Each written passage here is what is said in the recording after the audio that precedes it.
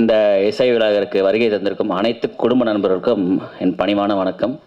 நான் தனித்தனியாக பிரிச்சுடுங்க, எல்லாமே என்னோடய ஃபேமிலி. அப்புறம் Chellammal movie makers, Karthikeyan sir, first my heartfelt thank you sir. உங்கள் சப்போர்ட்டுக்கு ரொம்ப நன்றி. ஏன்னா நீங்கள் இல்லைன்னா இந்த படம் இந்த அளவுக்கு இங்கே வந்திருக்காது. ஸோ அது உங்கள் சப்போர்ட்டுக்கு ரொம்ப நன்றி. அதுக்கப்புறம் மேலே இருக்கும் திரை ஜாபாங்கள், அவங்க சப்போர்ட் எங்களுக்கு எப்போவுமே இருக்கும், இனிமேலும் இருக்கும்னு நம்புகிறேன். இதை எப்படி ஆரம்பிக்கிறது? ஃபஸ்ட்லேருந்து சொல்ல, யமன் கட்டளை. ஒரு நாள் கம்பெனி அந்த மேனேஜர் ஃபோன் பண்ணிட்டு கதை சொல்லணும்னு கூப்பிட்றாங்க, வாங்க அப்படின்னாங்க. சரி ஓகே, போய் பார்த்தா அப்பா அண்ட் சன் அந்த பாண்டே ஃபஸ்ட் எனக்கு பிடிச்சிருந்துச்சி. ஏன்னா எங்கள் அப்பா நானும் வீட்டில் அப்படி தான் இருப்போம். போனோடனே அவர் கதை, அதுக்கப்புறம் இவர் டைரக்டர் அங்கிள் சுப்பையா அங்கிள் கதை சொன்னார். எனக்கு அதை பார்த்தோன்னே ஃபஸ்ட்டு பிடிச்சிச்சு. சரி ஓகே, கதை சொன்ன நல்லா இருந்துச்சு, சரி பண்ணலான்னு ஒத்துக்கிட்டேன். அங்கே தான் என்னோடய நண்பர் அர்ஜுனோட ஃபஸ்ட்டு மீட் பண்ணுறேன். அடுத்த ஒரு பாசிட்டிவ் பர்சன் பார்த்தோன்னே சரி ஓகே படம் பண்ணலாம். ரைட்டு, எத்தனை நாள் ஷூட்டிங்னா 35 நாள். ஓகே, எங்கன்னா லோக்கலில் தான் ஷூட்டிங். போயிட்டு next day shooting first day போயாச்சு. அங்கே போனே யாரை ஃபஸ்ட்டு பூஜையில் சந்திக்கிறேன்னா நம்ம கேமராமேன் சார் கார்த்திக் ராஜா சார். அவரை பார்த்தோன்னே அவர் பேசுகிற ஸ்டைல் எனக்கு ரொம்ப ரொம்ப பிடிக்கும். நான் பார்ப்போண்ணே, சரி நான் பார்த்துருக்கேன், அப்பா கூட எல்லாம் பார்த்துருக்கேன். ஓகே. அவர் என்கிட்ட சொன்ன விஷயம் என்னென்னா, அலையில் ஓய்வதில்லை படத்தில் கார்த்திக் சார் அப்போ ஒர்க் பண்ணி இந்த அப்பா பையன் காம்பினேஷன். கடைசியில் பார்த்து இப்போ மயில்சாமி பையன் உனக்கு நான் கேமரா பண்ண போகிறேன். சரி ஓகே சார், ஓகே நிறைய விஷயம் சொல்லி கொடுப்பாரு. அவர் என்ன நினச்சிட்டாரு, சரி ஓகே பசங்க நம்ம சொல்கிற பேச்செலாம் கேட்பாங்க அப்படின்னு நினச்சிட்டு ஃபஸ்ட்டே பேசிட்டே இருந்தார். அவர் கார்த்திக் சார் ரொம்ப பிடிக்கும். அப்புறம் எஜமான் படம் பண்ணேன், அந்த படத்தில் நடந்துச்சு. அப்புறம் கேப்டன் கூட படம் நினச்சி நிறைய ஷேர் பண்ணிட்டே இருப்பார். ஸோ அது சொன்னார்ல சார், இப்போ யாரும் பேசும்போது சொன்னாங்க இந்த சிங்கிள் டேக் அப்படின்னு அவர் எப்பவுமே ஃபார்மேட் வச்சுப்பார் எப்பவுமே மைண்டில். இங்கே அது உடஞ்சி போச்சு. ஒரு நாள் ரெண்டாவது டேக், அப்புறம் 3ஆவது டேக்கு 4ஆவது டேக் மாறிட்டே இருக்குது.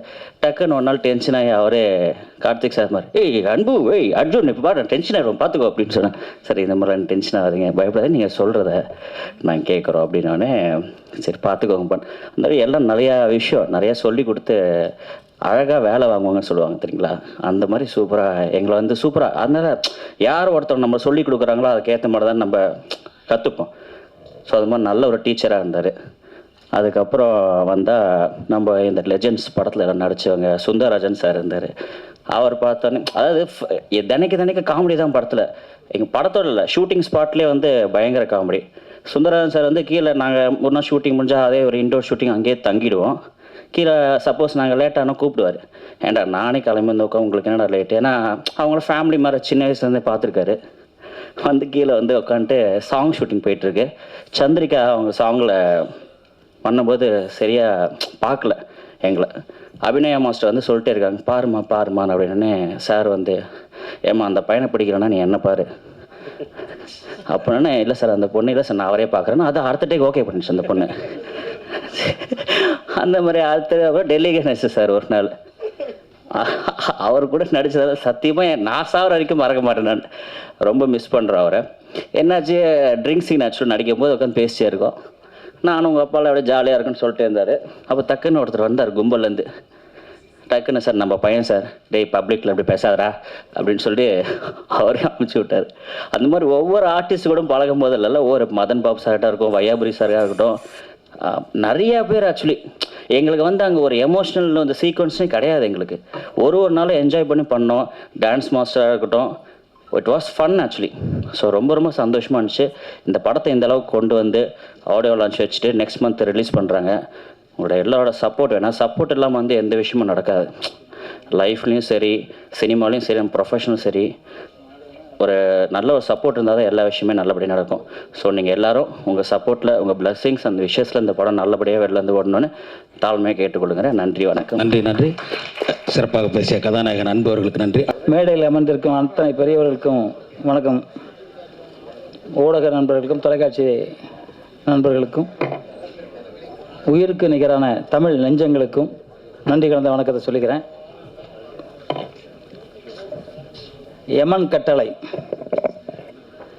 இது இறைவன் கட்டளை. இந்த படம் மிகப்பெரிய வெற்றி அடையும். ஏன்னா அன்பு டான்ஸ் மூமெண்ட்லாம் பார்க்கும்போது எனக்கு அப்படியே கமல் சார் ஞாபகம் வந்தார். அவ்வளோ அற்புதமாக பண்ணியிருந்தீங்க அன்பு. நிச்சயமாக பெருசாக வருவீங்க, கவலைப்படாதீங்க. உங்கள் அப்பா உங்கள் கூடவே இருக்கார், நாங்கள்லாம் உங்கள் கூட இருக்கோம். மிக அற்புதமான டான்ஸ் மூமெண்ட்டு, மிக அற்புதமாக அழகு. ஒரு தமிழ் ஹீரோ, அதான் பிரச்சனை இங்கே தமிழ்நாட்டில். தமிழனாக இருக்கக்கூடாது, என்னமோ தெரில, அது என்னமோ தெரில, தமிழ்நாட்டில் இருக்கக்கூடாது. ஓகே, அதை மீறி அன்பு வந்து மிகப்பெரிய டாப் ஹீரோவாக வருவார் அப்படிங்கிற நம்பிக்கை எனக்கு இருக்குது. ஏன்னா இயக்குனர் மிக அற்புதமாக இயக்கியிருக்காரு, மிக அற்புதமாக பண்ணியிருக்காரு, ஒவ்வொருலையும் செதுக்கியிருக்கார். பாடல்லாம் மிக அற்புதமான வரிகள்.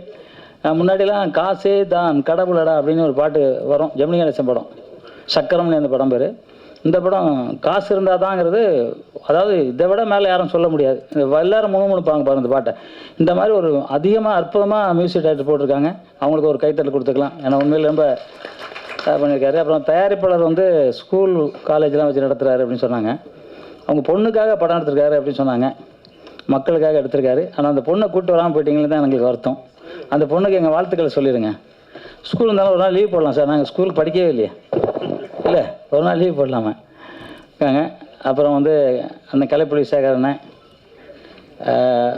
உண்மையிலே வந்து எந்த இதாக இருந்தாலும் அவருக்கு நிறைய வேலை இருக்குது தான். அப்போ வந்து சொல்லிட்டு இருக்காரு, வேலை இருக்குது வேறு மீட்டிங், அவர் தலைவராக இருக்காரு மீட்டிங்கு, அதையும் மீறி உட்காந்துருக்கேன். அண்ணன் சீக்கிரம் முடிச்சுக்கிறேண்ணே, அண்ணன் வந்து நல்லா இருக்கணும், நீங்கள் உடற்பயிற்சி பண்ணுங்கள். அப்புறம் குணா சார், அவர் என் நண்பர், இயக்குநர்களை ரொம்ப எல்லாரும் பேசுனீங்க, ரொம்ப மகிழ்ச்சி. அப்புறம் ஹீரோயினும் ரொம்ப அற்புதமாக பண்ணியிருக்காங்க. ஏதோ பார்த்த முகமாக இருக்குது, பழைய ஒன்று ஆர்டிஸ்ட்டு, நல்லா ஃபேமஸ் ஆர்டிஸ்ட்டை பார்த்த மாதிரி இருக்குது உங்களை பார்க்கும்போது. அந்த மாதிரி நீங்கள் வரணும், ஏன்னா நீங்கள் ரொம்ப வாழ்த்தனம் பண்ணுவீங்கன்னு சொன்னார் அவர். ரொம்ப வாழ் பண்ணுவீங்களாமே சொன்னாங்க. அப்புறம் கார்த்திக் ராஜா கேமராமேன் சார், நாங்கள் நிறைய படம் ஒர்க் பண்ணியிருக்கோம். எங்களுக்கெல்லாம் ஒரு ரொம்ப நல்ல மனிதர் அவர். சந்தோஷண்ணே, நீங்கள் வந்ததுக்கே மகிழ்ச்சி. வெக்கப்படுவார் ரொம்ப, ஆனால் மேலே வாங்கினேன், ரொம்ப வெக்கப்படுறாரு. அப்புறம் அர்ஜுன் இந்த உடம்ப வச்சு இந்த டான்ஸ் ஆடிருக்காரு, ரொம்ப இது. ஆனால் உடற்பயிற்சி பண்ணுங்க, இதே ஸ்பீடாக இருக்கலாம். கொட்டாச்சி ஒரு நல்ல மாமனிதர், கொட்டாச்சிலாம் அத்தனை பேருக்கும் நன்றி கலந்து வணக்கம் சொல்லிட்டு, பாடல் ரொம்ப அற்புதமாக எழுதியிருக்காரு நம்ம சினேகன் சார் பாடல் ரொம்ப அற்புதம், எல்லா பாட்டுமே அற்புதம். டான்ஸ் மாஸ்டர் மிக அற்புதம், கேமராமேன் அற்புதம், எடிட்டிங் அற்புதம். டோட்டலாக யமன் கட்டளை, இறைவன் கட்டளை, இந்த படம் மிகப்பெரிய வெற்றி அடையும், அதில் எந்த மாற்று கருத்தும் கிடையாது. பத்திரிகை நீங்கள் தான் எல்லாம் கொண்டு போய் சேர்க்கணும். ஏன்னா மயில்சாமியை நானும் கிட்டத்தட்ட 1983 அப்படின்னு நினைக்கிறேன், நான் குன்றத்தூரில் இருந்தேன். அப்போ 83 78 80 சம்திங் எனக்கு ஞாபகம் இல்லை. அங்கே குன்றத்தூர் வருவார் எங்கள் வீட்டுக்கு, அவ்வளோ நல்ல மனிதர். நான் படம் டைரக்ட் பண்ணும்போது அவரே கேட்டார், நான் வந்து நடிக்கிறேன்னு சொன்னார். வெகு வேகமாக அந்த படத்தை நடித்து கொடுத்தாரு, எனக்கு ரொம்ப சந்தோஷமாக இருந்துச்சு. நம்மளோட்டு போயிட்டார், ஏன் போனதில்லை, இறைவன் சீக்கிரம் கூப்பிட்டார், நல்லவங்களாம் சீக்கிரம் கூப்பிட்டுருவாரு. எல்லாம் நல்லா விஜயகாந்த் சார் சீக்கிரம் போயிட்டார். அதுக்காக நாங்கள் நல்லவன் இல்லைன்னு நினச்சிடக்கூடாது. அவன் நான் 200 வயசு வரைக்கும் இருப்பேன், என்னடா அது இவர் மட்டும் 73 எப்படியே இருக்காரு அப்படின்னு நினச்சிக்க போகிறேன். அதனால் நான் சித்தர் வழிபாட்டில் இருக்கேன், வேறு ஒன்றும் இல்லை. அதனால் சொன்னேன், ஏதோ ஒரு சைடில் குரல் வருது, பரவாயில்ல இருக்கிறது என்னன்னு தெரில. ஓகே, இந்த படம் மிகப்பெரிய வெற்றி அடைய நான் வணங்கும் எனது சித்தர் பெருமான்கிட்ட வேண்டிக்கிறேன். இந்த படம் சீக்கிரம் ரிலீஸ் ஆகி இந்த வெற்றி விழாவுக்கும் நம்ம எல்லாரும் சந்திக்கிறோம். நீங்கள் தொடர்ந்து படம் எடுக்கிறீங்க சார், இன்னும் தொடர்ந்து படம் எடுக்கிறீங்க. உங்கள் பொண்ணுக்காக மட்டும் இல்லாமல் மக்களுக்காக எடுங்க. ஏன்னா மக்களுக்கு நிறைய இப்போ தேவை இருக்குது. இப்போ இன்றைக்கி எல்லாம் தண்ணி அடிச்சுட்டு அம்மா வெட்டுறான், பொண்டாட்டியை வெட்டுறான், எல்லாரையும் வெட்டுறான். தண்ணி அடிச்சிட்டான்னா ரோட்டில் போகிற யாரையும் விடுறதில்ல, கழுத்தை அறுத்துட்டு ஒருத்தர் மசாலா மாதிரி குக்கரில் வச்சு வேக வச்சுருக்கான் பாடியை. கண்டுபிடிச்சிட்டாங்க போலீஸ், அது வேறு விஷயம், கண்டுபிடிச்சிட்டாங்கன்னு வச்சுங்க. ஆனால் என்னன்னா போதை, அந்த போதை இல்லாமல் இருக்கணும் என்னங்கிறதுக்காக நம்மெல்லாம் படம் எடுப்போம். நான்லாம் இப்போ 3ஆவது படம் டைரக்ட் பண்ணிக்கிட்டுருக்கேன். தண்ணி அடிக்கிறவன் சீன் வைக்கவே மாட்டேன், செத்து போனால் கூட பரவாயில்ல, வைக்க மாட்டேன். ஒரு படம் நடித்தேன், இப்போ போய் கமிஷனர் நடித்தேன். கடைசியாக ஒரு சீன் குடிச்சிட்டு ஒரு சின்ன பொண்ணை ரேப் பண்ணுமா. நான் சொன்ன ஒரே வார்த்தை, என்ன செலவு பண்ணீங்களோ நான் தந்துடுறேன், எனக்கு இந்த சீனே வேணான்ட்டு வந்துட்டேன். ஏன்னா புரட்சித் தலைவர் எம்ஜிஆர் அவர்கள்கிட்ட இருந்தவனா, அவர் என்னென்ன பண்ணணுன்னு சொன்னார். எப்படி இருக்கணும்னு நினச்சாரு. அதனால தான் இன்றைக்கி வரைக்கும் டீ சாப்பிடல, வெத்தலை பார்க்கல, தண்ணி அடிக்கல, எந்த பழக்கம் இல்லாமல் இருக்கிறதுக்கு காரணம் அது ஒழுக்கம். இந்த சினிமாவில் நிலச்சி நிற்கணும்னா ரொம்ப தேவை ஒழுக்கம். அப்புறம் வந்து சாப்பாடு, உடற்பயிற்சி, எல்லாருக்கிட்ட அன்பாக பேசணும், அவ்வளோதான். இது மட்டும்தான் உலகத்தில் வேறு எதுவுமே கிடையாது. இன்று இருப்பவர் நாளை இல்லை, நாளை இருப்பவர் இன்னொன்று நாள் இல்லை. அதுதான் உண்மையான விஷயம்.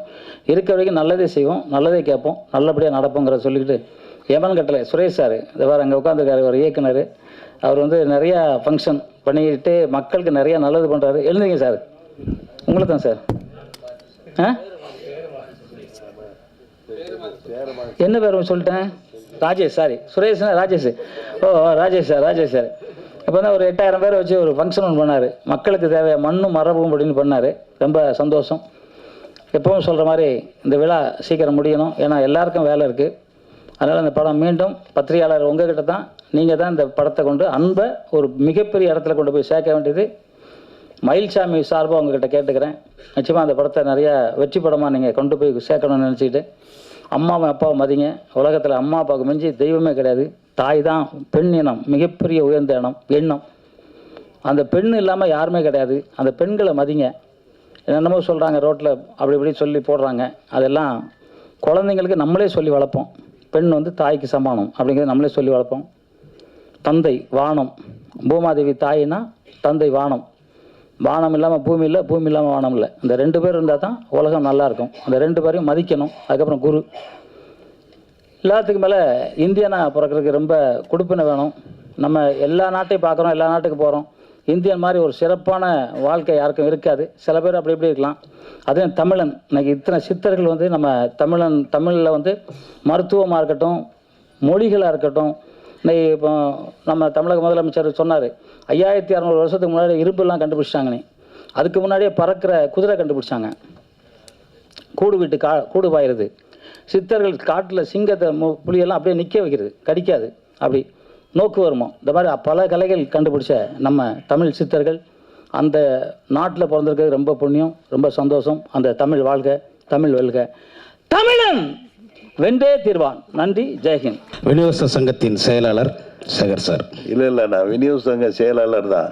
ஏன்னா அங்கே செயலாளர் நிற்கணும்னா இந்த அசோசியேஷன்லேருந்து தலைவர் பதவி ரிசைன் பண்ணணும். அது தெரியாமல் போட்டாங்க.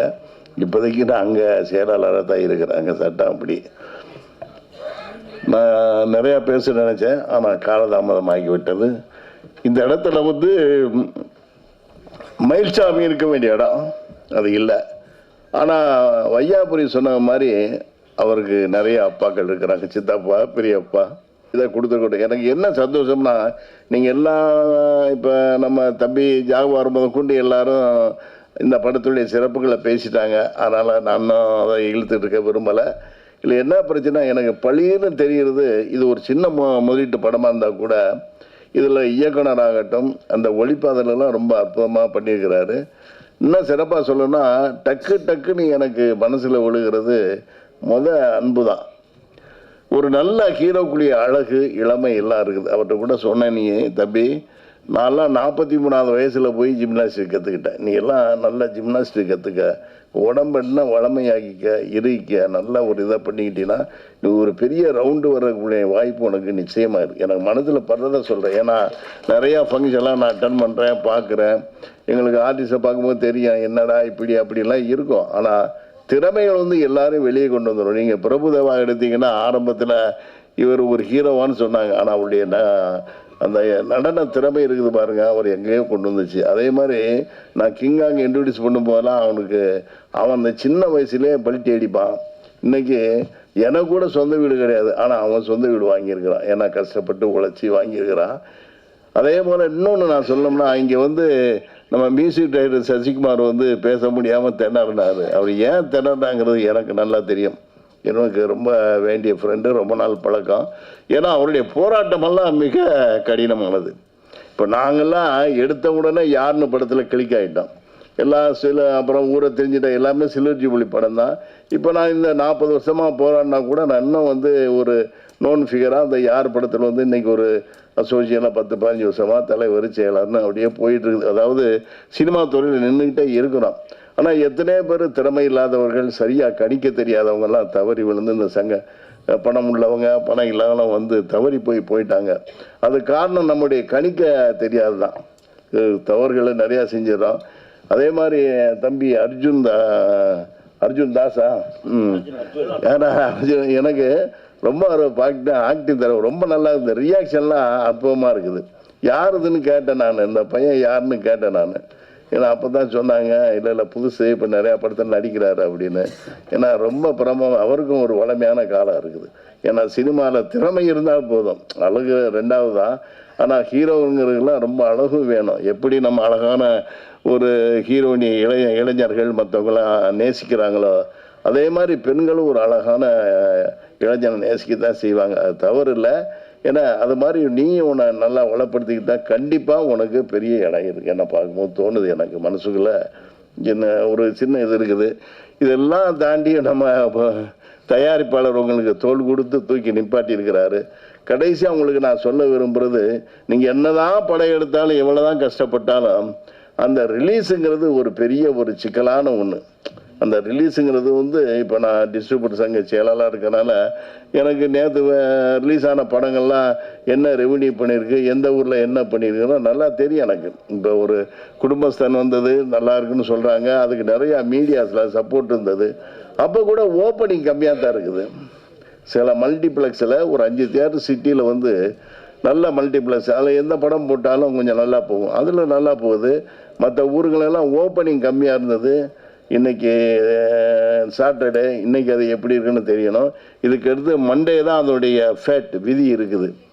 மற்ற படங்கள்லாம் சொல்கிற அளவுக்கு இல்லை. இன்னும் அதோடைய ரெவன்யூ என்னங்கிறது மண்டே தான் நமக்கு நல்லா தெரியும். அதனால் எல்லா தியேட்டர்களும் கண்ட தியேட்டரில் போட்டு பிரயோஜனம் இல்லை. நீங்கள் கூட பார்த்து எவ்வளவு கம்மியாக தியேட்டர் போகிறீங்களோ அவ்வளோ நல்லது. ஒரு ஷோ போட்டால் கூட போதும். நல்ல தியேட்டரில் உங்களுக்கு ஒரு ஷோ கிடைச்சா கூட போதும். அந்த ஜனங்க பார்த்து நல்லா இருக்குதுன்னா அவங்க தியேட்டருக்காரங்களே உங்களை வந்து மேற்கொண்டு போட்டுக்கிடுவாங்க. இந்த மலையாள படம் அஜ்மல் பாய்ஸா அதெல்லாம் வந்தது பாருங்கள், அதெல்லாம் ஒரு ஷோ தான் போட்டாங்க. ஆனால் 2வது ஷோ அதுக்கு மீடியா சப்போர்ட்டு நல்லா இருந்ததுனால அந்த படமும் நல்லா இருந்துச்சு.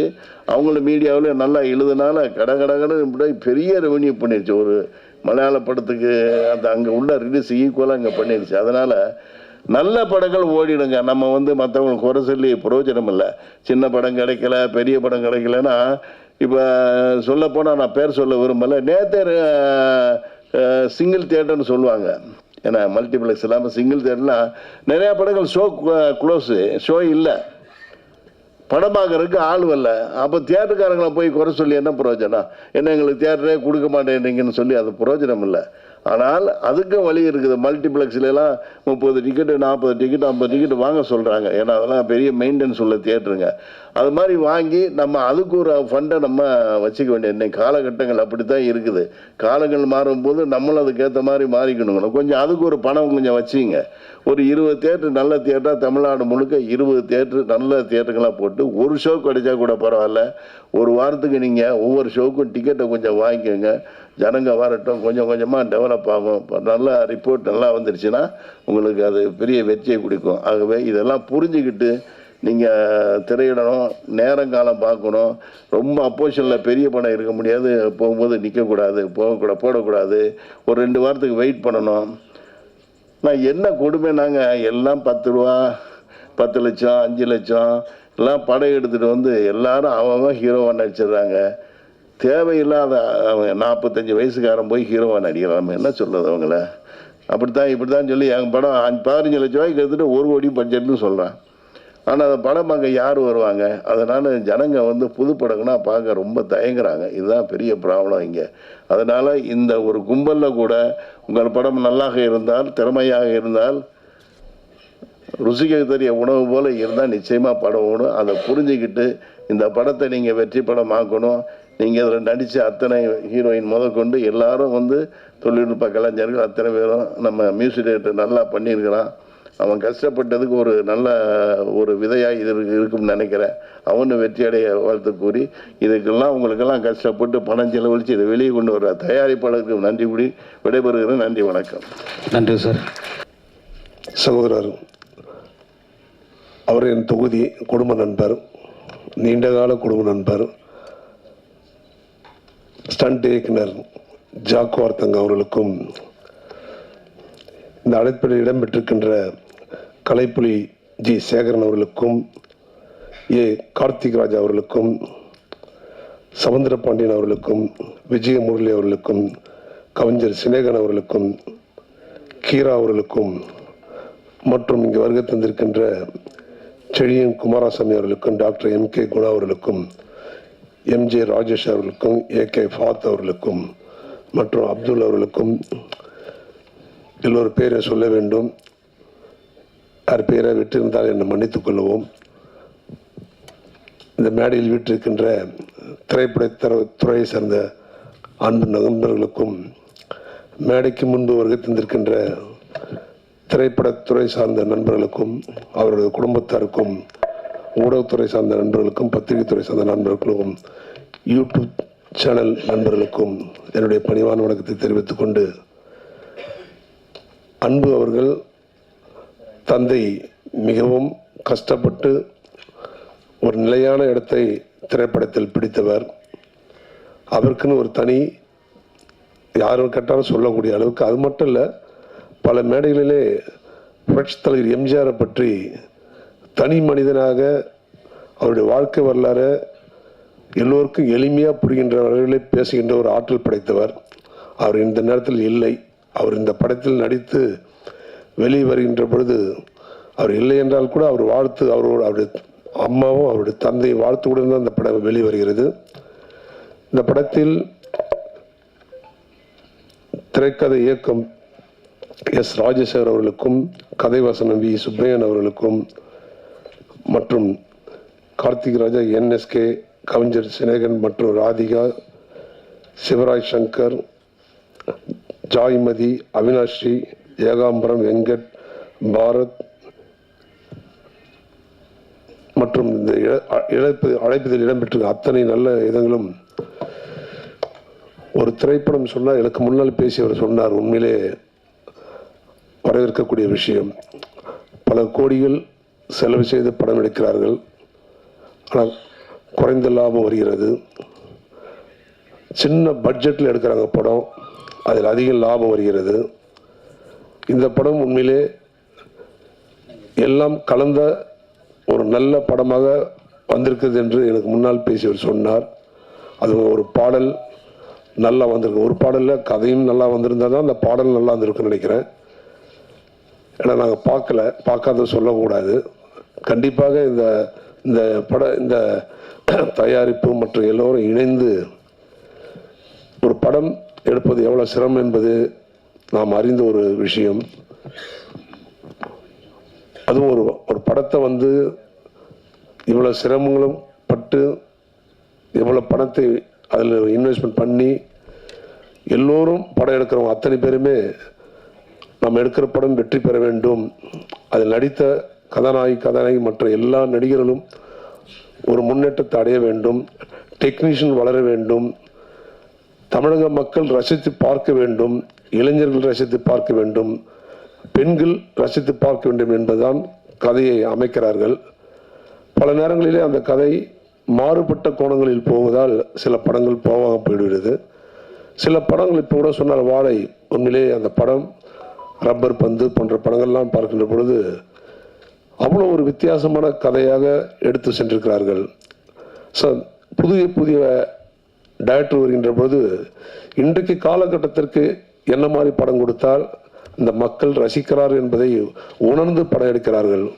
உண்மையிலே ஒரு காலத்தில் குறிப்பிட்ட டைரக்டர் தான் சொல்ல முடியும், அவரை ஈஸியாக சொல்லிடலாம். அது டான்ஸ் மாஸ்டராக இருக்கட்டும், ஸ்டண்ட் இயக்குனராக இருக்கட்டும், கேமராமேனாக இருக்கட்டும், உதவி எல்லா வகையிலும் பார்த்தீங்கன்னா ப்ரொடியூசர்லேருந்து பார்த்தீங்கன்னா ஈஸியாக எல்லாரும் சொல்ல முடியும். ஆனால் இன்றைக்கு இந்த காலங்கள் பற்றால் இந்த உலகம் எப்படி வளர்ந்துருக்கிறதோ அது போன்று திரைப்படத்தில் இருக்கின்ற டைரக்டர்லேருந்து எல்லா துறையுமே வளர்ந்துருக்குது என்பதை அதில் யாரும் மறந்து விட முடியாது. ஆகவே இங்கே இந்த படம், முதல் படம் அன்பு கதாநாயகி அவர்களுக்கும் மற்ற நடித்த அவர் என்னுடைய நண்பர் நந்தகுமார், அவன் தந்தை, அவங்க வீட்டில் மேக்ஸ், அவங்க அப்பா தான் அனுப்பி வைப்பாங்க பசங்களெல்லாம். அவர் மகன் என்று சொன்னார் இங்கே வந்த உடனே. உண்மையிலேயே அவருக்கு இந்த தரத்தில் வாழ்த்து சொல்ல அர்ஜுன் அவர்களுக்கு மென்மேலும் நீங்கள் பெரிய இடத்துல வரணும், வாழ்த்துக்கள் உங்களுக்கு.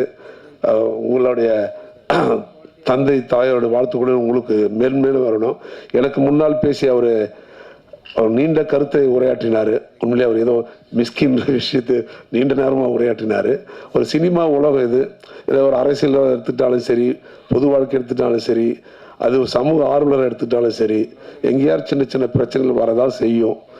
ஆனால் அது உண்மையாக அவர் மனசில் பட்டதை வெளிப்படையாக இந்த இடத்துல பேசிட்டாரு. தப்பு அவர்களுடைய உள்ளங்கள் எந்த அளவுக்கு பாதிச்சிருக்கோம், மற்றவங்க உள்ளங்கள் எந்த அளவுக்கு பாதிச்சிருக்கோம். மேடைக்குன்னு ஒரு எப்பவுமே நாகரிகம் இருக்கு. என்னோட வயதில் நாங்கள் 60 தாண்டினால் கூட வயதில் இளையவர்களே எப்போ சினிமா உலகம் அது ஒரு ஸ்டைலாக போய்விட்டது. அதனால் அதில் வயசுகள்லாம் ரொம்ப குறைவாக தான் பார்க்குறேன் நான். நீங்கள் சொன்னீங்க ஒரு நாள் பார்த்தா ராதிகா பேட்டி கொடுக்குறாங்க, ரஜினின்னு சொல்கிறாங்க. ரஜினிக்கு ராதிகாவுக்கு ஒரு 12 வயசு 13 வயசு வித்தியாசம் இருக்கும். சொல்லும்போது அது சினிமா உலகத்தில் அப்படி ஒரு சாதாரணமாக பார்க்கக்கூடிய. இப்போ எங்களை பார்த்தீங்கன்னா 70 வயசு 75 வயசு எங்களோட சீனியராக இருப்பார். இல்லை நீங்கள் உங்களோட வரல, இல்லை எங்களோட 70 75 வயசு சீனியராக இருப்பாங்க. ஆனால் எங்களோட ஒரு 5 வயசு 10 பேருங்க கூட எங்களை பார்த்து அண்ணன் கூப்பிடுவாங்க. அது அந்த பதவிக்குள்ள மரியாதை. பதவிக்கு மாவட்ட செயலாளர், ஒரு வாரிய தலைவர், ஒரு சட்டமன்ற உறுப்பினர். ஸோ அவர் மரியாதை கூட எங்கள் அப்பா வயசில் பார்த்து என்னை அண்ணன் கூப்பிடுவாங்க. நான் அவங்கள பார்த்து பயப்படுவேன். ஸோ அது என்னன்னா அது ஒரு மரியாதை. மேடை நாகரிகம் என்பது மிக மிக முக்கியம். வெளியே நீங்கள் நம்ம எப்படி வேணாலும் கூப்பிட்டுக்கலாம், பேசிக்கலான்றது தப்பே இல்லை. இருந்தாலும் நீங்கள் தனிமையிலே அவரை கூப்பிட்டு ஃப்ரெண்ட்லியாக, இப்போ நீங்கள் முதல்ல அவர் இப்போ தான் சந்திச்சுன்னு சொன்னீங்க, அது அவருக்கு சொல்லி அதையும் கேட்கவில்லை என்றால் உண்மையில் இந்த மாதிரி மேடையில் நீங்கள் அவர் பேசுவது தவறு இல்லை, சொல்லணும். அது தப்பு இல்லை. எல்லாம் ஒரு சிலர் பேசிக் குணங்கள் இருக்கும், அது மேடைக்குன்னு வரும்போது அந்த குணங்களை மறந்துடுவாங்க. அந்த குணங்கள் கீழே வந்த பிறகு அது வர வேண்டும். மேடைக்கு என்பது பெரிய நாகரிகம் வேணும். வார்த்தையை அப்பாவாக இருந்தாலும் பிள்ளையாக இருந்தாலும் இப்போ இருக்கிற முதலமைச்சர் அவங்க பிள்ளை எப்படி பேசுகிறான்னு பார்ப்பேன். வெளியே இப்படி வேணா பேசிக்கலாம், ஆனால் மேடைக்குன்னு வரும்போது அதுக்கு நாகரிகம் வேணும். அது உண்மையிலும் உண்டு. அவர் வெளிப்படையாக சொன்னார். அதுக்காக அந்த ஊடகத்துறையும் பத்திரிகைத்துறையும் உடனே அதை பெரிய அளவில் போடாமல் அதை வேறு விதமாக அதை எடுத்து சென்று இனி வருங்காலங்களில் மாற்றத்தை ஏற்படுத்தக்கூடிய வாய்ப்பு இந்த யூடியூப்புக்கும் ஊடகத்துக்கும் இருக்குது என்பதை நீங்கள் மறந்துவிடக்கூடாது. பத்திரிகை மிக மிக முக்கியம். இன்னைக்கு 2 கண் என்பது பார்த்தீங்கன்னா உலகத்தையே மாற்றக்கூடிய ஒரு வாய்ப்பு இருக்குனால் அது அந்த ஊடகத்துறைக்கு தான் இருக்குது. அந்த ஊடகத்துறை பல விஷயங்களை நீங்கள் கொண்டு வரக்கூடிய வாய்ப்பு உங்ககிட்ட இருக்கு.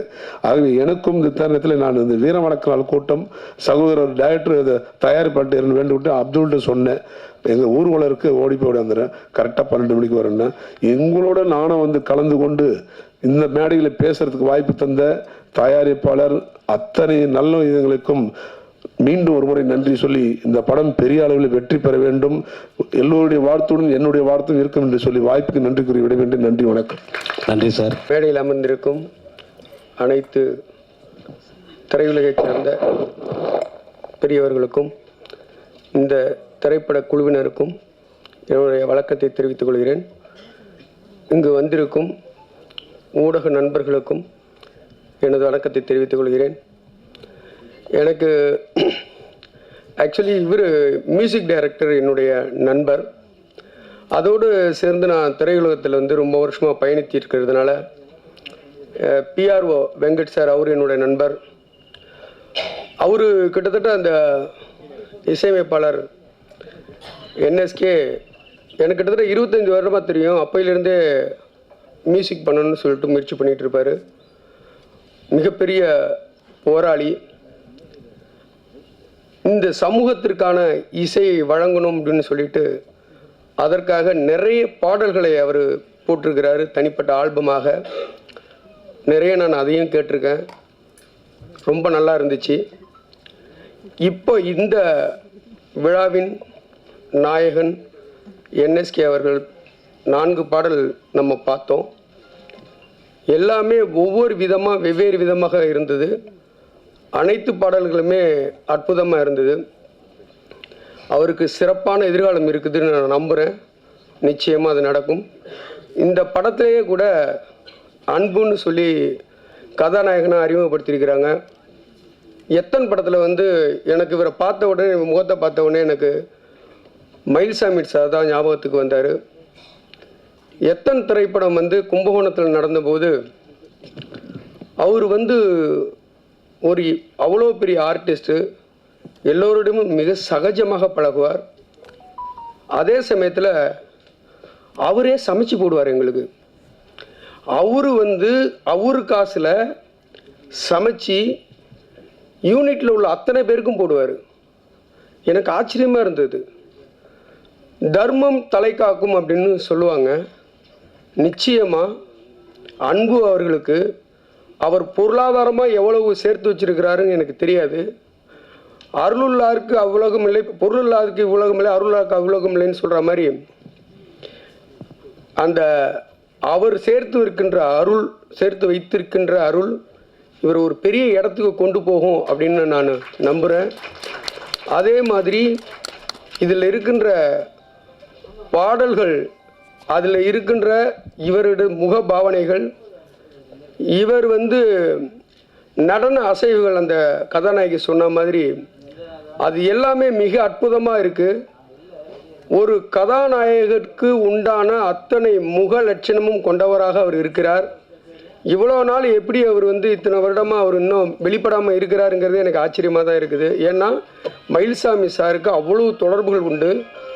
அற்புதமான மனிதர். அதே சமயத்தில் இவருக்கு இவ்வளோ ஒரு திறமை உள்ள ஒரு மனிதராகவும் இருக்கிறார். நிச்சயமாக இந்த படத்தின் மூலிமா ஒரு பெரிய அளவில் வருவார் அப்படின்னு நம்புகிறேன். அவரை நான் வாழ்த்துறேன். இந்த படத்தினுடைய தயாரிப்பாளர் கார்த்திகேயன் சார் எங்கள் ஊரை சார்ந்தவர். நானும் கும்பகோணம். எனக்கு ரொம்ப சந்தோஷமாக இருந்தது. இருக்கிறதுலே இங்கே உள்ள பல பேருக்கு இதை அனுபவிச்சிருப்பீங்கன்னு நினைக்கிறேன். இருக்கிறதே பெரிய பற்று ஊர் பற்று தான். நான்லாம் சென்னை புதுசில் அப்படியே நின்றுக்கிட்டு இருக்கும்போது கோயம்பேடுலேருந்து பஸ்ஸு போகும், கும்பகோணம்னு பஸ்ஸு போர்டை பார்த்தாலே ஃபீல் ஆகி நின்றுவேன். சீரியஸாக நான் போய் தெலுங்கில் போய் எத்தனை படத்தை ஃபஸ்ட்டு நான் தெலுங்கில் படம் பண்ணேன். தெலுங்கு லாங்குவேஜ் போகும்போது என்ன ஆகுனா தமிழ் மேலே பற்று வந்துருச்சு எனக்கு அதிகமாக. ஏன்னா தமிழில் பேசுகிறது எங்கள் ஆளே கிடையாது. எனக்கு முதல் படம் தெலுங்கு. யாராவது தமிழில் பேசுனா அலைவேன் நான். தமிழில் கேட்டாலே அப்படி இருக்கும் நமக்கு. உண்மையிலேயே ஒவ்வொரு இடத்துல கடக்கும்போது தான் அது மேலே உள்ள நமக்கு இது இருக்கும்னு நினைக்கிறேன். சென்னைக்கு கிட்டத்தட்ட 25 வருடங்கள் ஆகிவிட்டது. இப்பையும் கும்பகோணம்னு ஒரு இது வந்தாலே ஒரு சந்தோஷம் தனியாக வந்துடுது. நான் இங்கே வந்தபோது நான் இசையமைப்பாளருக்காக வந்தேன். அதுக்கப்புறம் இவங்களுக்கு இதுக்காக வந்தேன். வந்ததுக்கப்புறம் தான் தெரிஞ்சது இவங்க கும்பகோணம் அப்படின்னு சொல்லும்போது எனக்கு தனி ஒரு இதாக இருக்குது. அது இல்லாமல் ஒரு பெரிய கல்வி குழுமம்லாம் வச்சு நடத்தி தன்னுடைய மகளுக்காக அவளுடைய ஆசைக்காக ஒரு படத்தையே எடுக்கிற அளவுக்கு ஒரு தந்தை வந்திருக்கிறாரு அப்படின்னா உண்மையிலேயே ஒரு சிறப்பான தந்தை தான் நான் நினைக்கிறேன். இவர் இன்னொரு தந்தையின் ஆசை, அந்த மகன் இயக்குனராக இருக்கிறார். அதை பார்ப்பதற்கு அந்த தந்தை இல்லையிட்டாலும் அதனுடைய இயக்குனருடைய தந்தையும் இல்லை, இதில் நடித்த ஹீரோவை நடித்த அவருடைய தந்தையும் இல்லை. ஆனால் 2 பேரும் சேர்ந்து நிச்சயமாக பெரிய லெவலில் அவங்கள ஆசீர்வாதம் பண்ணி இந்த படத்தை பெரிய வெற்றி கொண்டு வருவாங்கன்னு நான் நம்புகிறேன். அப்புறம் இந்த நிகழ்ச்சிக்கு தொடர்பு இல்லாத ஆனால் திரையுலகத்துக்கு தொடர்புடைய ஒரு விஷயத்தை பற்றி நான் இப்போ பேசலான்னு நினைக்கிறேன். ஆக்சுவலி நான் ஊருக்கு போக வேண்டியது இந்த நிகழ்ச்சியினால் கலந்துக்க முடியாத சூழ்நிலை தான் இருந்தது. அதுக்கப்புறம் ஒரு காணொளி ஒன்று பார்த்தேன். எனக்கு ரொம்ப பதட்டமாக இருந்தது. அது இயக்குனர் மிஸ்கின் அவர்களை பற்றியது. இங்கே யார்கிட்டையும் தயவுசெய்து தப்பாக எடுத்துக்காதீங்க. இந்த இதுக்கு சம்மந்தம் இல்லாதான், ஆனால் திரைக்கு சம்மந்தமானது. முதல்ல நான் எப்படிப்பட்டவங்கிறத நான் உங்களுக்கு சொல்லிக்கிறேன். எனக்கு நிகழ்ந்ததை சொன்னாதே இது எப்படிப்பட்டதுன்னு தெரியும். நான் ஒரு நாள் ஒரு 10 வருடங்களுக்கு முன்னாடி தூங்கிட்டு இருக்கேன். நைட்டு வீட்டில் நல்லா தூங்கிட்டு இருக்கேன். அப்போ எனக்கு ஒரு ஃபோன் வருது. நைட்டு 2 மணி. நான் 24/7 என் ஃபோனை அட்டன் பண்ணுவேன், யாரும் ஃபோன் பண்ணாலும். அப்போ ஃபோன் எடுத்தவன் என் நண்பன். என்ன பண்ணிகிட்டு இருக்க அப்படின்னா, ஏன்னா நைட்டு 2 மணிக்கு என்னடா பண்ணிகிட்டு இருப்பாங்க? தூங்கிட்டு இருக்கேன் அப்படின்னு. ஓ தூங்கிட்டு இருக்கியா? அப்படி என்ன பண்ணுற, உடனே உன் கார் எடுத்துகிட்டு மனோசார் வீடு இருக்குல்ல அங்கே கொஞ்சம் வா அப்படின்னா. எதுக்கு அப்படின்னு கேட்டேன். இல்லை நான் இங்கே தனியாக நின்றுட்டு இருக்கிறேன், எனக்கு வீட்டுக்கு போகிறதுக்கு ஆட்டோ கூட இல்லை, எனக்கு எப்படி இருக்குன்னு தெரியல அப்படின்னா. நான் சொன்னேன், ஏன்னா நைட்டு 2 மணிக்கு கூப்பிட்ற, என்கிட்ட கார் கூட கிடையாதா? ஆனால் இப்போ என்கிட்ட கார் இருக்குது, அப்போ இல்லை, என்கிட்ட கார் இல்லை. ஏண்டா டைரக்டருங்கிற, கார் இல்லையா? காரில் மாதிரி டைரக்ட் பண்ணிகிட்டு இருக்கா அப்படின்றான். அது முடிஞ்சு போச்சு. அதுக்கப்புறம் 1/2 மணி நேரம் கொண்டு எடுத்தான். அவன் எந்த நிலையில் கொண்டு எடுத்தாங்கிறத அப்புறம் தான் நான் பார்த்தேன். அவன் உணர்ந்தேன். சரி. அதுக்கப்புறம் 1 மாதம் கழிச்சு இன்னொரு நண்பன் ஃபோன் பண்ணுறான். காலையில் 7 மணிக்கு பல்லு விளக்கிட்டு இருக்கேன். இவரை மாதிரி ஒரு இசையமைப்பாளர் புதுசாக பாட்டு போட்டால் எனக்கு ஃபோன் பண்ணி பாடியெல்லாம் காட்டுவார். அவர் பேர் தவமணி. அவர் இப்போ இங்கே உள்ள ஊரில் தான் இருக்கார். 7 மணிக்கு ஃபோன் அடிக்கிறாப்புல. அவர் ஃபோன் வந்தாலும் கொஞ்சம் பயமாகவும் இருக்கும். எடுத்த உடனே நம்ம என்ன சூழ்நிலை இருக்கான்னு தெரியாமல் பாட ஆரம்பிச்சிருவாப்புல. நம்ம என்னடா இது என்ன எடுக்கிறதா வேணாம் அந்த ஃபோனை, சரி எடுத்து பார்ப்போம்னு சொல்லிட்டு எடுத்து காதில் வச்சேன். அப்போ பல்லு விளக்கிட்டு இருக்கேன். ஹலோ அப்படின்னா, என்ன பண்ணிகிட்டு இருக்க? பல்லு விளக்கிட்டு இருக்கேன். சரி சரி ஒரு பாட்டு வைக்கிறேன் கேளு. டேய் நான் பல்லு விளக்கிட்டு இருக்கேன்டா. காது ஃப்ரீயாக தானே இருக்கு, வாயில் தானே பல்லு விளக்குறாங்கிறான். டேய் என்னடா இது, இத்தனைக்கு நான் எவ்வளோ சொல்லி கேட்காம பாட்டி தாங்க முடித்தான். அது முடிஞ்சு போச்சு. அதுக்கப்புறம் இப்போ இந்த மாதிரி நண்பர்கள் உள்ளவன் நான். கும்பகோணத்தில் எத்தனை ஷூட்டிங் நடந்துகிட்ருக்கு. திடீர்னு விமலை பற்றி அந்த விஷயம் வெளியில் யாருக்கும் அதுக்கு முன்னாடி யாருக்கும் அப்போ சொல்லப்படலை, இப்போ எல்லாருக்கும் தெரியுங்கிறதுனால சொல்கிறேன். ஒரு நாள் விமல் வந்து என்கிட்ட கல்யாணம், ஒருத்தர் கல்யாணம், ரிஜிஸ்டர் ஆஃபீஸுக்கு போகணும், எனக்கு கொஞ்சம் பர்மிஷன் வேணும்னு என்கிட்ட கேட்டாப்புல. நாங்கள் உங்களை வச்சு தானேங்க படம் எடுத்துகிட்டு இருக்கிறோம், நீங்கள் இல்லைன்னா அப்படின்னாக்க, இல்லை நான் போய் இல்லைங்க கும்பகோணத்தில் ரிஜிஸ்டர் என் ஃப்ரெண்டு என் கிளாஸ்மேட்டு தான், நான் வந்து அவர்கிட்ட நான் சொல்கிறேன், நீங்கள் போயிட்டு ரிஜிஸ்டர் மேரேஜ். இல்லை நான் போகாமல் அந்த கல்யாணமே நடக்காதுன்னு. பொண்ணு யார் அப்படின்னா, பொண்ணு வந்து என் ஃப்ரெண்டு போய் ஆகணுன்றாப்புல. அப்புறம் தான் தெரியுது அவருக்கு தான் கல்யாணங்கிறத. அப்புறமா போயிட்டு சாமிமலையில் கல்யாணம் பண்ணிட்டாங்க. அடுத்த நாள் ஊருக்காரன் ஒருத்தர் இருக்கிறான், உனக்கு தெரியுமா சாமிமலையில் ஒரு ஷூட்டிங் நடக்குதுங்கிறான். அவன் சாமிமலையில் என்ன ஷூட்டிங்னா விமல் கல்யாணம் பண்ணுற மாதிரி ஒரு ஷூட்டிங் எடுத்தாங்கிறான் ஊரில். இப்போ இங்கு வருகை புரிந்திருக்கும் முன்னாள் எம்எல்ஏ திரு விஎன் விருகம்பாக்கம் முன்னாள் எம்எல்ஏ திரு விருகை ரவி அவர்களை வருக என வரவேற்கிறோம். இப்போ விஷயத்துக்கு வரேன். இப்படிப்பட்ட நண்பர்களை கொண்டவர்கள் தான் நான். இப்போ சமீபத்தில் ஒரு வாரத்துக்கு முன்னாடி ஒரு முக்கியமான மீட்டிங்கில் பேசிகிட்டு இருக்கேன். ஊரில் இருந்து ஃபோன் அடிச்சிட்டான். என்னடான்னு ஃபோன் எடுத்து பார்த்தா திருப்பி அடிச்சுக்கிட்டே இருக்கிறான். வெளியில் போனால் கண்ணாப்புண்ணான்னு திட்டுறான். என்னடா திட்டுறான்னா, ஏடா இளையராஜா எவ்வளோ பெரிய ஆள், அவரை ஒருத்தர் ஏட்டி பூட்டி பேசுகிறாரு, நீங்களாம் என்ன பண்ணிட்டு இருக்கீங்கன்னு கேட்குறான். என்ன ஏண்டா பேசுனது மிஸ்கின்னு, நான் என்னடா பண்ணேன் அப்படின்னு. நீ சினிமாவில் தானே இருக்க, சினிமாவில் இருந்தா இப்போ என்ன பிரச்சனை இங்கே நடந்துட்டு இருக்குன்னா, மிஸ்கின் என்கின்ற ஒரு இயக்குனர், நானும் திரைப்பட இயக்குனர், ஒருத்தர் வந்து மரியாதை குறைவாக ஒரு இடத்துல ஒரு இதே மாதிரி விருந்தினராக வந்துட்டு வாயில் வந்தபடி நீங்கள் பேசிட்டு போனீங்கன்னா, அடுத்து இன்ற சமூகத்தில் சினிமாவில் உள்ளவங்க பேர்லேயே ஒரு தப்பான ஒரு மரியாதை இருக்கிற மாதிரி இருக்குது. அவன் கண்ணாமண்ணான்னு திட்டான். அவன் என்ன நிலையில் இருந்தான்னு தெரியல. அவர் ஃபோன் நம்பரை கொடுங்குறான். எனக்கு அவர் ஃபோன் நம்பர் இங்கே தெரியாது. இல்லைடா அப்படிங்கிறேன். இல்லை நீ இதை கண்டிப்பாக நீ பேசி ஆகணும் நீங்கள் அப்படின்றான். இதெல்லாம் என்ன இது அப்படின்னா, அப்புறம் எனக்கு என்னென்னா மிஸ்கனுக்கு எனக்கு எந்த தொடர்பும் கிடையாது. அவர் ஒரு இயக்குனர். இப்போ சமீபத்தில் எங்கள் பாலாண்ணனுடைய 25வது வருட இதுக்கு கூப்பிட்டு அழைத்திருந்தாங்க. நான் போயிருந்தேன். அப்போ எனக்கு ராம் அறிமுகப்படுத்தி வச்சாப்புல. அப்படி அந்த அளவில் தான் ஒரு தடவை தான் மீட் பண்ணியிருக்கேன். எனக்கு என்னன்னு கேட்டிங்கன்னா, மிஸ்கின் வந்து ஒரு இடத்துல வந்து பேசிட்டு போகிறாரு. அந்த ஸ்டேஜில் வந்து திரு அமீர் இருக்கிறாரு, வெற்றிமாறன் இருக்காரு, லிங்குசாமி இருக்கிறாரு. இப்போ சில பேர் இருக்கிறாங்க. லிங்குசாமி எந்திரிச்சு போயிடுறாரு. இப்போ என்ன ஆக்குறாங்கன்னா, மீடியாக்கள் என்ன நடக்குதுன்னா, யாராக இருந்தாலும் அப்படி தான் புரிஞ்சுக்குவோம். இவர் பேசுகிறார், நகைச்சுவையும் பேசுகிறாரு, நகைச்சுவை நிறைய பேசினார் அவர். அதுக்கு அவங்க சிரிக்கிறாங்க. ஆனால் அது என்னவா சென்றடைஞ்சிருக்குது அப்படின்னா, இவர் பேசுகின்ற ஆபாசமான விஷயங்களுக்கு அவர்கள் வந்து சிரித்தா மாதிரி ஒரு கட்டமைப்பு உருவாயிடுச்சு உண்மையிலேயே. அதுக்கு விளக்கம் வந்து அமீர் நேர்த்திக்கு ஒரு நேர்காணலில் கொடுத்துட்ருக்கிறாரு. எங்களுக்கு சீரியஸாகவே வெற்றிமாறன் நானும் எந்திரிச்சு போயிடலான்னு பேசிகிட்டு இருந்தோம். இப்போ காணொலியில் வந்துருக்குது, நேற்று இன்டர்வியூ பார்த்தேன். நாங்கள் எந்திரிச்சு போகிறதா இருந்தோம்.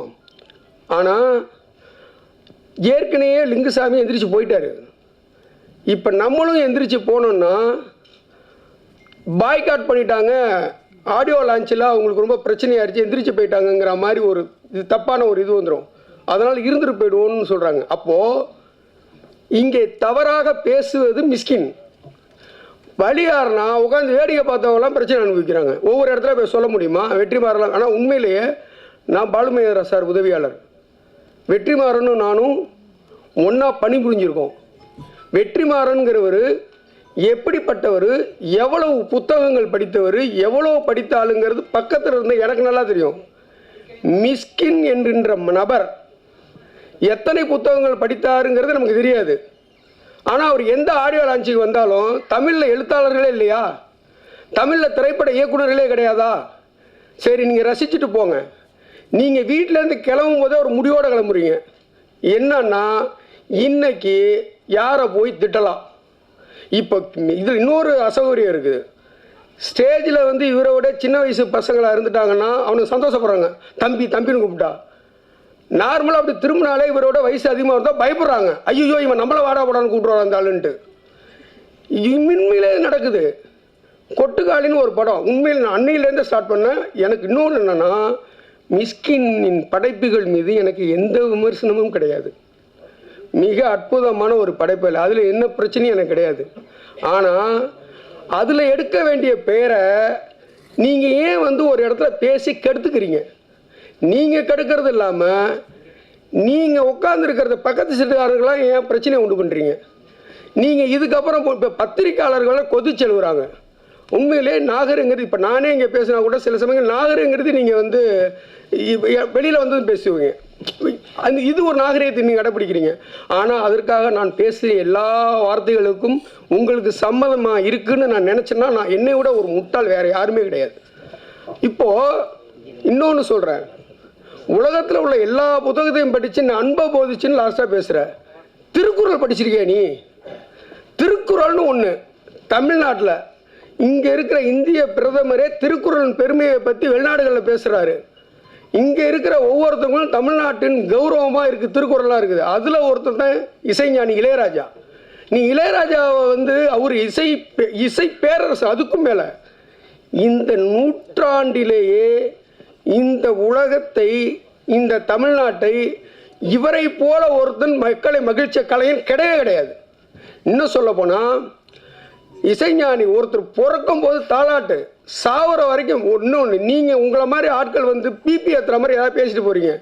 அவர் ஒரு டாக்டரு, அவ்வளோ விஷயங்கள் அவர் வந்து இன்றைக்கி வந்து அவர் இல்லைன்னா நிறைய சேனல் கிடையாது, எஃப்எம் கிடையாது. அவ்வளோ பெரிய மனிதன். நீ போகிற போக்கில் வந்து அங்கேருந்து வந்து அவன் இளையராஜன் என்ன சைடிஸ் அவர் உனக்கு எப்படி நீ பேசலாம் அதை? அப்போது நீ திட்டுற.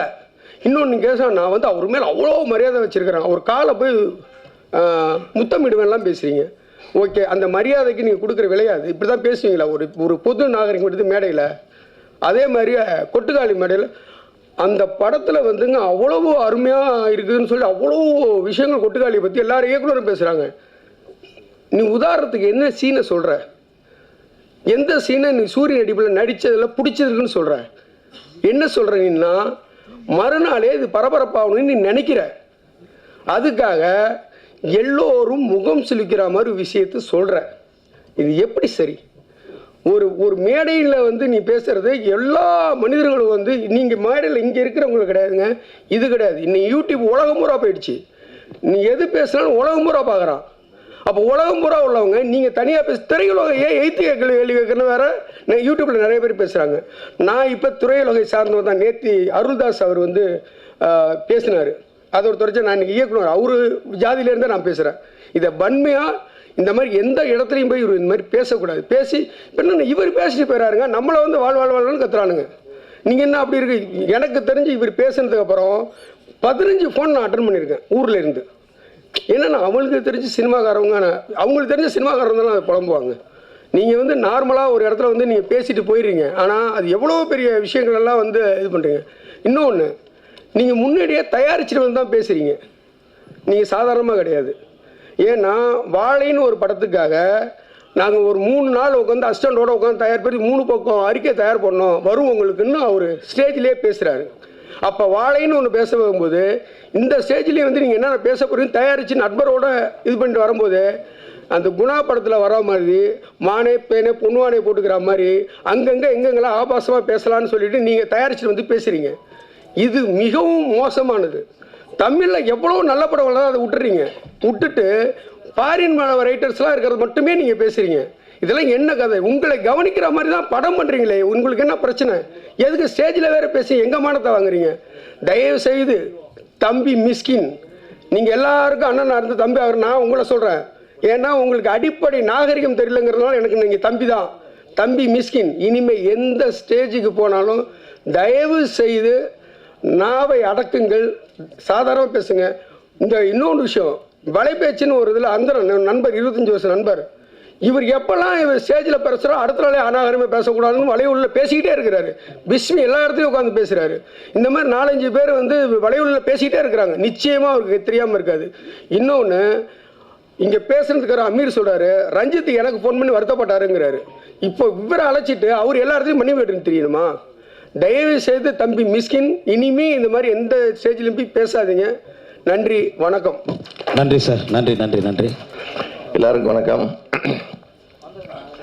பத்திரிகையாளர்களே, தொலைக்காட்சி தோழர்களே, இணையதள நண்பர்களே, புகைப்பட கலைஞர்களே, உங்கள் அனைவருக்கும் என் காலை வணக்கத்தை, அதை மதிய வணக்கத்தை தெரிவித்துக் கொள்கிறேன். ஏன்னா 12 மணி ஆயிடுச்சு.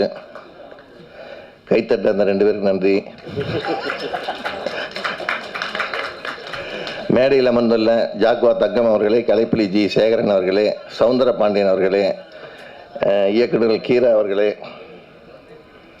அப்புறம் சுரேஷ் அவர்களே, வையாபுரி அவர்களே, கொட்டாச்சி அவர்களே, அர்ஜுனன் அவர்களே, கதாநாயகன் அன்பு அவர்களே, கதாநாயகி சந்திரிகா அவர்களே, உங்கள் அனைவருக்கும் எனது காலை வணக்கத்தை தெரிவித்துக் கொள்கிறேன். இந்த யமன் கட்டளை படம் வந்து இந்த தயாரிப்பாளர் ஏற்கனவே ஒரு படம் பண்ணார். இப்போ ஏற்கனவே சொன்னாங்க உங்களுக்கு, பொண்ணுக்காக வேண்டி அந்த படம் பண்ணி நல்ல ஒரு பிரமாதமாக அந்த படம் ஓடுமா ஓடாதா, வசூல் வருமா வராதான்னு தெரியாமல் அதுக்கு இன்வெஸ்ட் பண்ணார். முதல்ல அந்த இதுக்கே அவர் கைத்தட்டி பாராட்டு தெரிவிக்கலாம். ஏன்னா திறமைசாலிகளை கண்டுபிடிச்சு கொண்டு வந்து படம் பண்ணுறாரு அவர். அதனால் அவருக்கு வந்து இந்த திரை உலகம் இருகை குவித்து சிறப்பு தாழ்த்தி வரவேற்கிறதுன்னு சொல்லிடலாம். நீங்கள் இப்போ படம் எடுத்துட்டீங்க. இப்போ ஒரு டிஸ்ட்ரிபியூட்டர் சங்க தலைவர் கலைப்புலி சேகர் வந்திருக்கிறாரு. அதே மாதிரி விருகை தொகுதி முன்னாள் எம்எல்ஏ வந்திருக்கிறாங்க இங்கே. ஸோ உங்களுக்கு எல்லாமே நிறைய மாரல் சப்போர்ட் இருக்குது. இந்த படங்களை கரெக்டாக மக்கள்கிட்ட கொண்டு போய் சேர்க்கறதுக்கு நீங்கள் இருக்கீங்க. நீங்கள் பெரிய படங்களுக்கு மட்டும் பெருசாக கொண்டு போகாமல் இந்த மாதிரி சின்ன படங்களை கொண்டு போனீங்கன்னா தான் சினிமா ஆரோக்கியமாக இருக்கும். ஏன்னா பெரிய வருஷத்தில் 250 படம் வருது தமிழ் சினிமாவில். அதில் வந்து 25 படங்கள் ஆர்டிஸ்ட்டு, அப்புறம் டைரக்டர் இல்லை கம்பெனி, இந்த மாதிரி இருக்கிற படங்கள் 25 இருக்கும். மீதி 225 படங்களும் சிறு முதலீட்டு படங்கள் தான். ஸோ அந்த மாதிரி படங்களை நீங்கள் வந்து பப்ளிசிட்டி பண்ணி ஓட வச்சிங்கன்னா தான் பெப்சிங்கிற தொழிலாளர் வர்க்கமும் நல்லாயிருக்கும், தயாரிப்பாளர்கள் நல்லா இருப்பாங்க, டிஸ்ட்ரிபியூட்டர் நல்லா இருப்பாங்க, தேட்டருக்காரங்க நல்லா இருப்பாங்க. ஸோ அந்த வேலையை நீங்கள் உங்களோட கடமையாக செய்யுங்க. அது வந்து இங்கே ஒரு இந்த படக்குழு சார்பில் உங்களுக்கு ஒரு வேண்டுகோளாக தெரிவிச்சுக்கிறேன். அதே மாதிரி இந்த படத்தோட கதாநாயகன் அன்பு பற்றி சொல்லணும். இந்த சாங் நீங்கள் எல்லாம் பார்த்தீங்க, ட்ரெய்லர் சாங்லாம் பார்த்தீங்க. ஃபஸ்ட்டு படம் மாதிரியே இல்லாமல் நல்ல செம்மையாக டான்ஸ் எல்லாம் ஆடிருந்தார். அந்த ஹீரோவுக்கு ஈக்குவலாக அந்த கதாநாயகி சந்திரிகாவும் வந்து ரொம்ப கோஆப்ரேட் பண்ணியிருந்தாங்க. சாங்கில் பார்த்துருப்பீங்க. ஏன்னா அது இல்லாமல் தமிழ் பேச தெரிஞ்ச ஒரு கதாநாயகியை கண்டுபிடிச்சி கொடுத்ததுக்கு தயாரிப்பாளருக்கும் இயக்குனருக்கும் நம்ம முதல்ல நன்றி தெரிவிக்கணும். அப்போ அதே மாதிரி இந்த அர்ஜுனன் பற்றி சொல்லணும். இப்போ என்னென்ன, இப்போ நிறைய படங்கள் அவர் நிறையா நடிச்சிட்டு இருக்கிறாரு. யங்ஸ்டர் ஃபுல்லாகவே அவருக்கு ஒரு ஃபாலோயர்ஸாக இருக்கிறாங்க. அவருக்கு வந்து முதல்ல நம்ம அந்த அர்ஜுனனுக்கு ஒரு கைத்தட்டி பாராட்ட தெரிவிச்சுக்கலாம். நீங்கள் அந்த படங்கள் பார்த்தீங்கன்னா அந்த எல்லா படத்துலையுமே அவரோட கேரக்டர் ஒரு தனித்துவமாக தெரியும் பர்ஃபார்மன்ஸில். அது அவராக வளர்த்துக்கிறாரா இல்லை அவர் அறியாமே அதுக்கு வருதா என்னன்னு தெரியல. அந்த மாதிரி ஒரு நடிகர் அவர். ஸோ இந்த படம் வந்து சிறப்பாக ஓடுறதுக்கு உங்ககிட்ட தான் ஒரு கையில் கண்ட்ரோல் வச்சுருக்கீங்க. நல்லா கொண்டு போங்க இந்த படங்களை. அதே மாதிரி இந்த படத்தில் வந்து பிஆர்ஓ பணியாற்றிய வெங்கட் அவர்களுக்கு கலைப்புலி ஜி சேகரன் அவர்கள் சால்வை அணிக்குமாறு கேட்டுக்கொள்கிறேன். ஷீல்டு வந்து ஜாக்வா தங்கம் கொடுப்பாரு. ஞாபகப்படுத்தினதுக்கு நன்றி.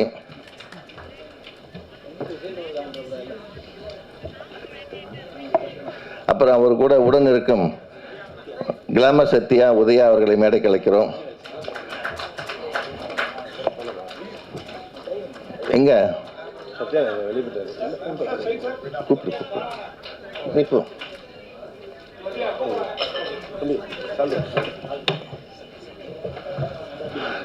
ஏன்னா ஒரு படத்துக்கு இப்பெல்லாம் 3 பிஆர்ஓ 4 பிஆர்ஓ தேவைப்படுது.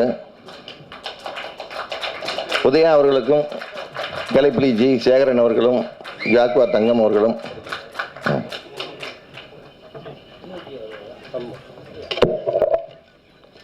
சத்யா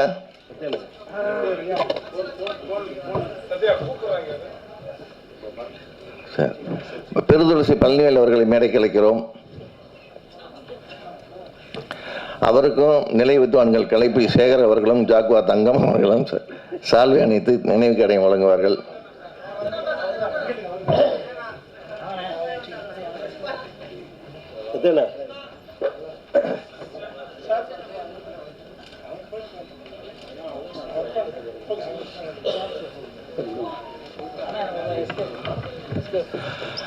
ஸோ இந்த படங்களில் நல்லா போட வைக்கிறது உங்ககிட்ட தான் இருக்குது. யமன் கட்டளை அப்படிங்கிறது வந்து இப்போ ஏற்கனவே ஒருத்தர் பேசினார், ஆண்டவன் கட்டளை இட்டதுனால தான் யமன் கட்டளை சக்ஸஸ் ஆகுனாரு. அதே மாதிரி இந்த படம் வந்து சக்ஸஸ் பண்ணுறது உங்ககிட்ட இருக்குது. இந்த வாய்ப்புக்கு உதவிய பிஆர்ஓ அவர்களுக்கும் தயாரிப்பாளர்களுக்கும் இயக்குநர்களுக்கும் நன்றி கூறி விடைபெறுகிறேன். நன்றி, வணக்கம். நன்றி சார்.